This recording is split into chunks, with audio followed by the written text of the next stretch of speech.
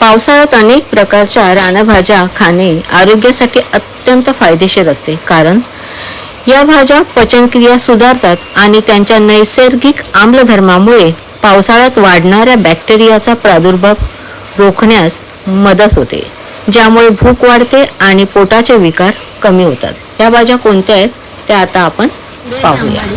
आंबाडी, टाकळा, कुरडू, होय, ही बोरशीची भाजी आणि ही कोरल्याची भाजी।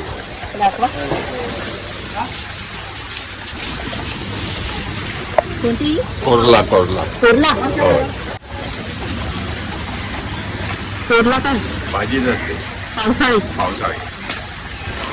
कित्येक वेळेला आपल्याला या रानभाज्यांची नावंही माहीत नसतात किंवा कसं करायचं हेही माहीत नसतं, कारण आपल्याला माहीत असतं फक्त पालक आणि मेथी, पालक पनीर आणि मेथीचा थेपला। चला भेटूया पुढच्या व्हिडिओमध्ये।